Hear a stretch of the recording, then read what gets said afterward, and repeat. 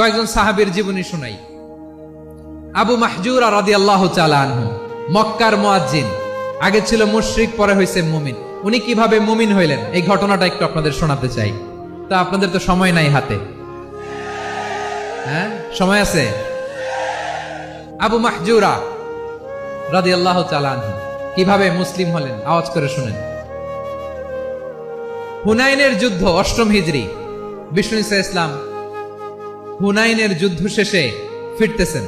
পথিমধ্যে বেলাল রাদিয়াল্লাহু তাআলা আনহু হুনাইনের যুদ্ধে ৮ম হিজরি। কত হিজরি সবাই বলেন না একটু, কত হিজরি? ৮ম হিজরিতে হুনাইনের যুদ্ধে রাসূল সাল্লাল্লাহু আলাইহি ওয়াসাল্লাম ফিরে আসতেছেন মদিনায়।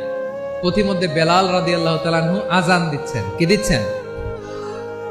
তো পাশে ছিল মুশরিকদের একটা পল্লী, কিছু মুশরিক তরুণ, কিছু অমুসলিম কিশোর, তারা আজানকে ব্যঙ্গ করতেছে। আমাদের বাংলায় মুখ ভেঙ্গানো বলে আর কি।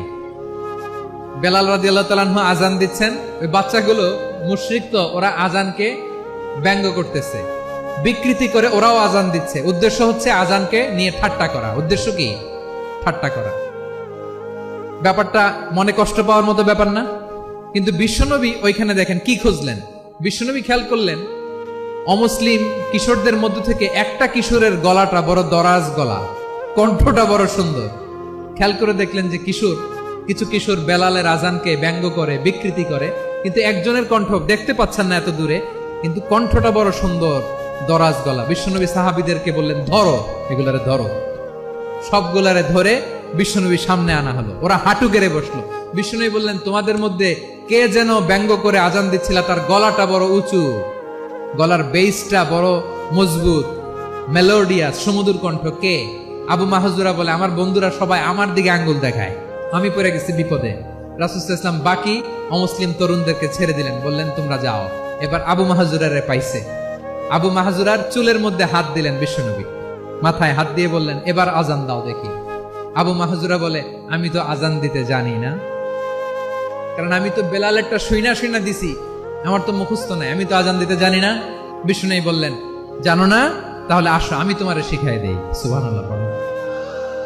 আবু মাহজুরা হাঁটু গেড়ে বসে, বিশ্বনবীর মোবারক হাত আবু মাহজুরার চুলের মধ্যে। বিশ্বনবী আজানের মুআল্লিম আবু মাহজুরাকে বলতেছে, ঠিক আছে তোমারে শিখাই দিচ্ছি, আমি যা যা বলবো আমার সাথে সাথে বলো, পারবা? আবু মাহজুরা বলে, পারবো। বিশ্বনবী আজান দিচ্ছেন, মাথায় হাত দিয়ে আল্লাহু আকবার,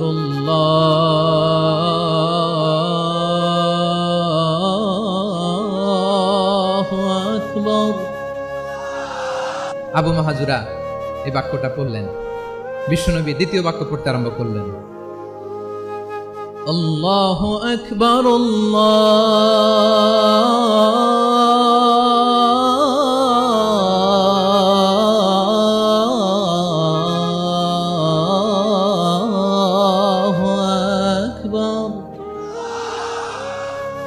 আবু মাহজুরা এই বাক্যটাও বললেন। বিশ্বনবী আবু মাহজুরার মাথার মধ্যে হাত দিয়ে তৃতীয় বাক্য বললেন, আশহাদু আল্লা ইলাহা ইল্লাল্লাহ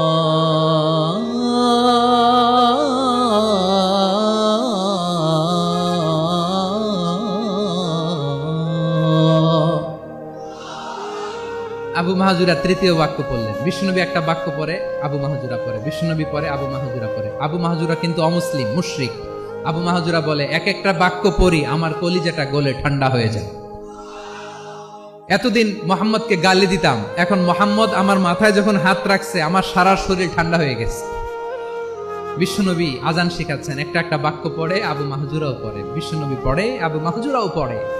পুরো বাক্যগুলো যখন শেষ, আজান শেষ, আবু মাহজুরাও যখন পুরো আজান পড়লেন, আবু মাহজুরা বললেন, এতদিন মোহাম্মদের চেহারা দেখলে আমার ঘৃণা লাগতো, আজ থেকে মোহাম্মদের চেহারার চেয়ে প্রিয় চেহারা আমার কাছে নাই। আবু মাহজুরা বললেন, ও মুহাম্মদ, আজানের বাক্য তো আপনি আমারে শেখালেন, এখানেই শেষ করবেন না, আপনি আমারে পড়ায় দেন, লা ইলাহা ইল্লাল্লাহু মুহাম্মাদুর রাসূলুল্লাহ সাল্লাল্লাহু আলাইহি ওয়াসাল্লাম। বিশ্বনবীর সাথে দাঁড়িয়ে উনি শাহাদা পড়ে মুসলমান হয়ে গেলেন।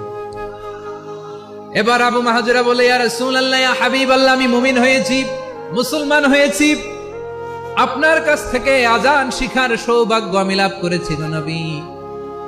আমার কণ্ঠের বড় তারিফ করেছেন আপনি, আমার আজানকে আপনি পছন্দ করেছেন। একটা জিনিস আপনার কাছে চাই, আপনি আমাকে মক্কার মসজিদুল হারামের মুয়াজ্জিন হিসেবে অ্যাপয়েন্ট করে দেন।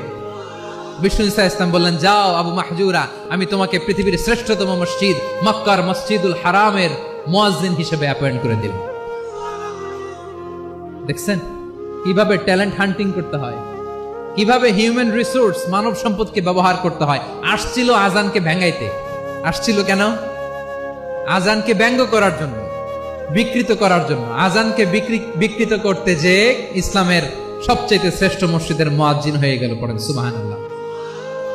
হযরত আবু মাহজুরা রাদিয়াল্লাহু তাআলা আনহু ওনার এই সুললিত কণ্ঠ ব্যবহার করে মসজিদুল হারামে এত সুন্দর করে আল্লাহু আকবার বলে আজান দিতেন। মানুষগুলোর, মুসল্লিগুলোর, মক্কাবাসীর হৃদয়কে তিনি বিগলিত করে দিতেন। মানুষের হৃদয়কে ঠান্ডা হয়ে যেত। শুধু এখানেই শেষ না আমার ভাইয়েরা।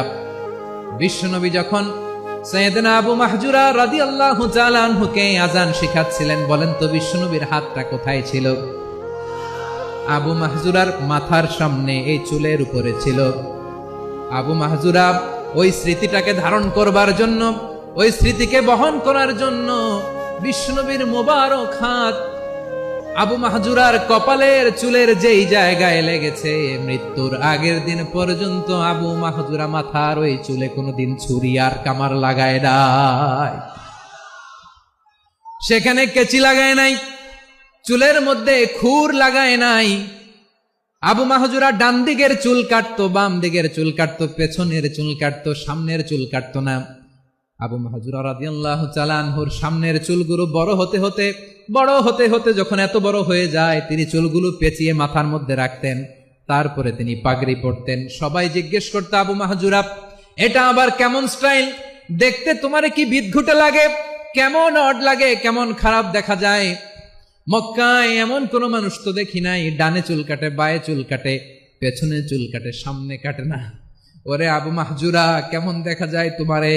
তুমি সামনের চুল কাটো না কেন?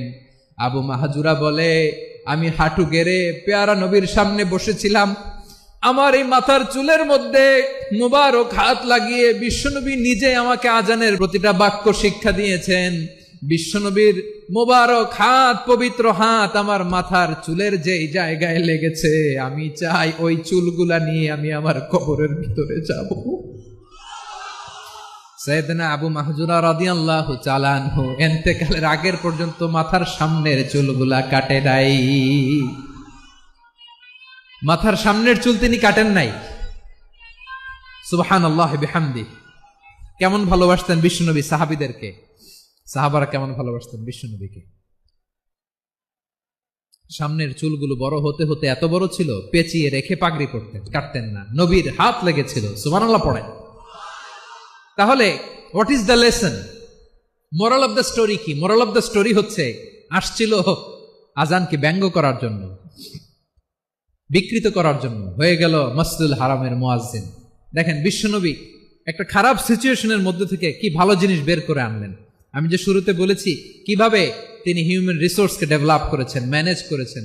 তিনি যে চৌকস ট্যালেন্ট হান্টার ছিল, দেখেন সবার মধ্যে থেকে এর বাছাই করে মুয়াজ্জিন বানাই দিয়েছেন। সুবহানাল্লাহ পড়েন। তার মানে এই না সবাইরে ধরে ধরে উনি মুয়াজ্জিন বানাইছেন।